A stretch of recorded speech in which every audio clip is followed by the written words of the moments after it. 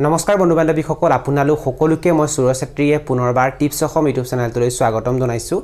বন্ধু বান্ধৱীসকল এই ভিডিঅটো আপোনালোকৰ বাবে অতি গুৰুত্বপূৰ্ণ হ'বলৈ গৈ আছে কিয়নো এই ভিডিঅটোত মই আপোনালোকক জনাম কুকুৰাৰ মাজত দেখা দিয়া এটা ভয়ংকৰ বেমাৰ CRDৰ বিষয়ে CRDৰ সম্পূৰ্ণ নাম হৈছে ক্ৰনিক ৰেসপিৰেটৰী ডিজিজ আৰু এই বেমাৰটো হলে কুকুৰাবোৰে উশাহ নিশাহ লবলৈ কষ্ট পায় আৰু সিহঁতৰ মৃত্যু হয় এই ভিডিঅটোত মই আপোনালোকক জনাম যে এই CRD বেমাৰে যে কুকুৰাবোৰক আক্ৰমণ কৰে ইয়াৰ কাৰণসমূহ কি আৰু এই বেমাৰটোৱে আক্ৰমণ কৰিলে আপোনালোকে কেনেকৈ গম পাব অৰ্থাৎ ইয়াৰ লক্ষণসমূহ কি আৰু এই CRD বেমাৰে আক্ৰমণ কৰিলে আপোনালোকে কুকুৰাবোৰক কেনেকৈ ভাল কৰিব সেই বিষয়ে সবিশেষ মই আপোনালোকক এই ভিডিঅটোত জনাম ভিডিঅটো আপোনালোকে প্ৰথমৰ পৰা শেষলৈ ভালকৈ চাব আৰু যদি আপোনালোকে এই চেনেলটোত প্ৰথমবাৰ আহিছে তেনেহলে চেনেলটো সাবস্ক্ৰাইব কৰি ওচৰতে থকা বেল ঘণ্টিটো প্ৰেছ কৰি দিব সব বন্ধু বান্ধৱীসকল এই CRD বেমাৰৰ কাৰণ হৈছে এক প্ৰকাৰৰ কীটাণু যাক মাইক্ৰোপ্লাজমা গ্যালিসেপ্টিকাম আৰু সাইনোভিয়াই বুলি কোৱা হয় এই CRD বেমাৰে যে কুকুৰাবোৰক আক্ৰমণ কৰে ইয়াৰ বহুতো কাৰণ আছে প্ৰথম কাৰণটো হ'ল যদি কুকুৰাৰ গৰালৰ মজিয়া জেকি থাকে তেতিয়াও কুকুৰাবোৰক CRD বেমাৰে আক্ৰমণ কৰে কুকুৰাৰ গৰালটোত যদি এমোনিয়া গেছৰ সৃষ্টি হয় তেতিয়াও কুকুৰাবোৰক CRD বেমাৰে আক্ৰমণ কৰে ভিটামিন A ৰ অভাৱ হ'লেও কুকুৰাৰ মাজত CRD বেমাৰ দেখিবলৈ পোৱা যায় কুকুৰাবোৰক যদি আপোনালোকে লেতেৰা পানী খাবলৈ দিয়ে লেতেৰা বাসন বৰ্তনত দানা পানী খাবলৈ দিয়ে তেতিয়াও কুকুৰাৰ মাজত CRD বেমাৰ দেখিবলৈ পোৱা যায়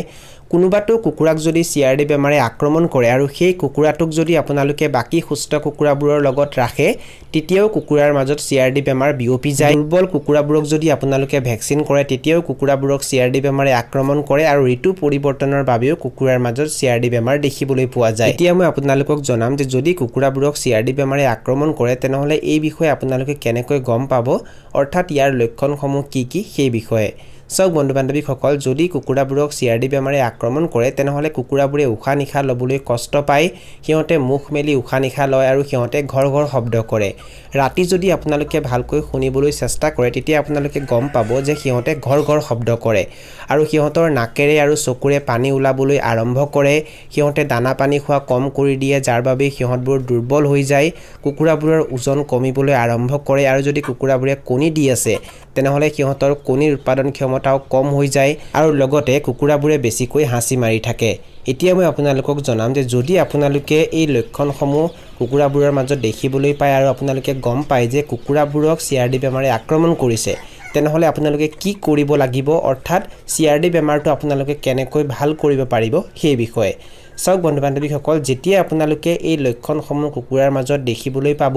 আৰু যেতিয়া আপোনালোকে এই কথাটো গম পাব যে কুকুৰাবোৰক CRD বেমাৰে আক্ৰমণ কৰিছে তেনেহলে তৎক্ষণাত যি কেইটা কুকুৰাক CRD বেমাৰে আক্ৰমণ কৰিছে সেই কুকুৰা কেইটাক বাকি সুস্থ কুকুৰাবোৰৰ পৰা বেলেগ কৰি দিব CRD বেমাৰে আক্ৰমণ কৰা কুকুৰা কেইটাক বাকি সুস্থ কুকুৰাবোৰৰ পৰা বেলেগ কৰি দিবলৈ এই কাৰণে কৈছো কিয়নো যদি আপোনালোকে বেমাৰী কুকুৰা কেইটাক সুস্থ কুকুৰাবোৰৰ লগত একেলগে ৰাখে আৰু সেই বেমাৰী কুকুৰা কেইটাই যেতিয়া হাঁচি মাৰিব তেতিয়া সেই বেমাৰ কুকুৰাবোৰৰ মাজত বিয়পি যাব মানে সুস্থ কুকুৰাবোৰৰ মাজত বিয়পি যাব আৰু লগতে দানা পানীৰ মাধ্যমেৰেও সেই বেমাৰ সুস্থ কুকুৰাৰ মাজত বিয়পি যাব সেই কাৰণে বেমাৰী কুকুৰা কিটাক চিনাক্ত কৰি আপোনালোকে তৎক্ষণাত সিহঁতক বেলেগ কৰি দিব আৰু বেলেগত ৰাখি সিহঁতক আপোনালোকে চিকিৎসা কৰিব আপোনালোকে আৰু এটা কম কৰিব লাগিব যেতিয়া আপোনালোকে এই কথাটো গম পাই যে কুকুৰাবোৰক CRD বেমাৰে আক্ৰমণ কৰিছে তেনেহলে সেই গৰালটোত মানে সেই কুকুৰা কিটা আগতে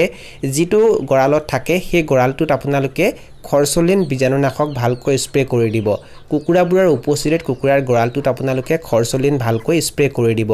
যদি আপোনালোকে স্প্ৰে কৰি দিয়ে তেতিয়া এই বীজাণুটো তাৰ পৰা শেষ হৈ যায় তাৰ পাছত যি কেইটা কুকুৰাক CRD বেমাৰে আক্ৰমণ কৰিছে সেই কুকুৰা কেইটাক একেৰাহে 3 দিন বা 4 দিন দিনত এবাৰ এন্টিবায়োটিক আপোনালোকে খাবলৈ দিব আপোনালোকে টেট্ৰাসাইক্লিন এন্টিবায়োটিকো সিহঁতক দিব পাৰে নাইবা ৰেষ্ট্ৰিকেল এন্টিবায়োটিকো দিব পাৰে আপোনালোকে ইয়াৰে যিটো এন্টিবায়োটিক কুকুৰাবোৰক দিয়ে সেই এন্টিবায়োটিকৰ লগত আপোনালোকে B কমপ্লেক্স ভিটামিন মিহলি কৰিহে সিহঁতক খাবলৈ দিব একেৰাহে 3 দিন বা 4 দিন দিনত এবাৰ যদি আপোনালোকে ৰেষ্ট্ৰিকেল এন্টিবায়োটিক সিহঁতক খাবলৈ দিয়ে তেনেহলে ৰেষ্ট্ৰিকেল এন্টিবায়োটিকৰ লগত B কমপ্লেক্স ভিটামিনটো ভালকৈ মিহলি কৰি দিব পানীত ভালকৈ মিহলি কৰিব আৰু কুকুৰাবোৰক খাবলৈ দিব আৰু এইটো দিয়াৰ পাছতো যদি কুকুৰাবোৰৰ CRD বেমাৰ ভাল নহয় তেনেহলে আপোনালোকে আৰু এটা দৰব সিহঁতক দিব পাৰে আৰু এই দৰবটোৰ নাম হৈছে ৰেসপনিক প্লাস এই দৰবটো কেৱল CRD বেমাৰে আক্ৰমণ কৰা কুকুৰাবোৰকহে দিয়া হয় আৰু এই দৰবটো কুকুৰাবোৰৰ ওপৰত স্প্ৰেও কৰিব লাগে লগতে কুকুৰাবোৰক খাবলৈও দিব লাগে গৰমৰ দিনত যদি কুকুৰাবোৰক CRD বেমাৰে আক্ৰমণ কৰে আৰু যদি গৰমৰ দিনত কুকুৰাবোৰক আপোনালোকে এই দৰবটো দিবলৈ বিচাৰে মানে স্প্ৰে কৰিব যদি বিচাৰে তেনেহলে ৰাতিপুৱা সময়ত স্প্ৰে কৰিব আৰু 1 লিটাৰ পানীৰ হিচাপত আপোনালোকে 4 ml ৰেছপনিক প্লাছ মেডিচিন মিহলি কৰি দিব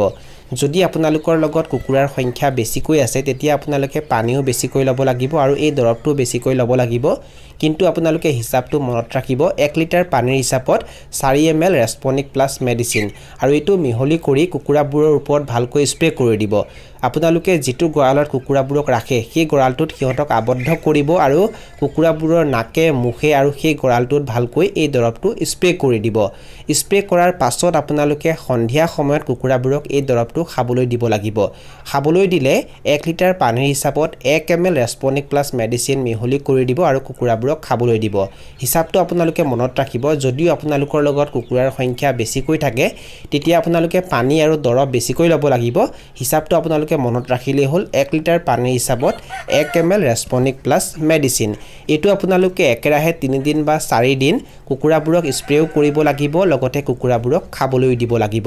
ঠাণ্ডা দিনত যদি কুকুৰাবোৰক আপোনালোকে এই দৰবটো দিবলৈ বিচাৰে তেনেহলে ৰাতিপুৱা সময়ত আপোনালোকে কুকুৰাবোৰক এই দৰবটো স্প্ৰে নকৰিব যেতিয়া ৰ'দ ওলাই তেতিয়াহে কুকুৰাবোৰৰ ওপৰত এই দৰবটো স্প্ৰে কৰিব আৰু সন্ধিয়া সময়ত আপোনালোকে সিহঁতক এই দৰবটো খাবলৈ দিব পাৰে কুহুমীয়া গৰম পানীত ঠাণ্ডা পানীত কিন্তু সিহঁতক আপোনালোকে এই দৰবটো খাবলৈ নিদিব কিয়নো ঠাণ্ডা দিনত ঠাণ্ডা বেছিকৈ হয় আৰু যদি আপোনালোকে সিহঁতক সেইখিনি সময়ত ঠাণ্ডা পানী খাবলৈ দিয়ে তেতিয়া সিহঁতৰ আৰু বেছিকৈহে হ'ব সেই কাৰণে আপোনালোকে কুহুমীয়া গৰম পানী সিহঁতক খাবলৈ দিব ঠাণ্ডা দিনত আৰু কুহুমীয়া গৰম পানীতে এই দৰবটো মিহলি কৰি দিব এতিয়া মই আপোনালোকক জনাম যে যদি আপোনালোকে প্ৰাকৃতিক দৰব ব্যৱহাৰ কৰি কুকুৰাবোৰৰ CRD বেমাৰ ভাল কৰিব বিচাৰিছে তেনেহলে আপোনালোকে কি কৰিব লাগিব সেই বিষয়ে ইয়াৰ বাবে আপোনালোকে 100 গ্ৰাম আদা ল'ব লাগিব 100 গ্ৰাম নহৰু ল'ব লাগিব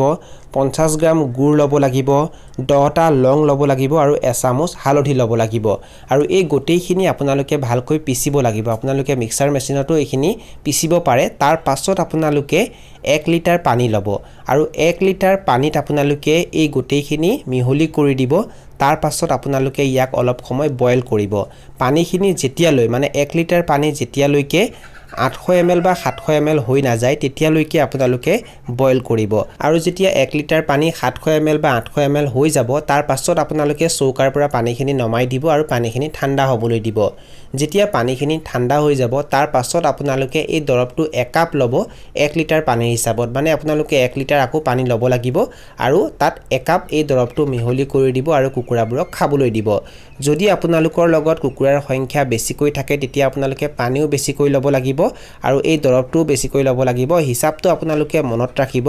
1 লিটাৰ পানীৰ হিচাপত 1 কাপ এই দৰবটো আৰু এই দৰবটো আপোনালোকে কুকুৰাবোৰক একেৰাহে 4 দিন বা 5 দিন দিনত এবাৰ খাবলৈ দিব সব বন্ধু-বান্ধৱীসকল এইখিনিতে এটা গুৰুত্বপূৰ্ণ কথা মই আপোনালোকক জনাই দিব বিচাৰিছো কেৱল দৰবৰ ভৰসাত আপোনালোকে কুকুৰা পালন নকৰিব কুকুৰাবোৰক বেমাৰে আক্ৰমণ কৰিলে সিহঁতক আমি দৰব খাবলৈ দিম আৰু সিহঁতক ভাল কৰিম এনেকুৱা চিন্তা কৰি আপোনালোকে কুকুৰা পালন নকৰিব আপোনালোকে প্ৰথম অৱস্থাৰ পৰাই কুকুৰাবোৰক ভালকৈ চোৱাচিতা কৰক ভাল খাদ্য খাবলৈ দিয়ক বায়োসিকিউৰিটি অৰ্থাৎ জৈৱ সুৰক্ষাৰ যিবোৰ নিয়ম নীতি থাকে সেইবোৰ আপোনালোকে ভালকৈ পালন কৰক আৰু যদি আপোনালোকে এনেকৈ কুকুৰা পালন কৰি কুকুৰাবোৰক সুস্থ ৰাখে তেতিয়া কুকুৰাবোৰক যিকোনো বেমাৰে সহজতে আক্ৰমণ কৰিব নোৱাৰে আৰু কুকুৰাবোৰক যদি বেমাৰে আক্ৰমণ নকৰে তেতিয়া আপোনালোকৰ লোকচানো নহয় কিন্তু কুকুৰাবোৰক যদি আপোনালোকে ভালকৈ চোৱাচিতা নকৰে তেতিয়া কুকুৰাবোৰক বেমাৰে আক্ৰমণ কৰে আৰু বেমাৰে আক্ৰমণ কৰাৰ পাছত কুকুৰাবোৰৰ সাধাৰণতে ওজন কমি যায় আৰু বেমাৰে আক্ৰমণ কৰাৰ পাছত কুকুৰাবোৰক বচোৱাটো অলপমান টানো হয় সেই কাৰণে আপোনালোকে আগতীয়াকৈ সাৱধান হ'ব লাগিব এইখিনি আছিল কিছু তথ্য মই আপোনালোকক জনালো আৰু যদি আপোনালোকে ভিডিওটো চাই ভাল পালে আৰু ভিডিওটোৰ জৰিয়তে কিবা এটা শিকিব পাৰিছো বুলি ভাবে তেনেহলে অনুগ্ৰহ কৰি ভিডিওটো লাইক কৰি দিব আৰু যিমান পাৰে ভিডিওটো নিজৰ বন্ধুবৰ্গৰ মাজত আৰু পৰিয়ালবৰ্গৰ মাজত শ্বেয়াৰ কৰি দিব এই ভিডিওটো এইখিনিতে সামৰণি মাৰিছো ধন্যবাদ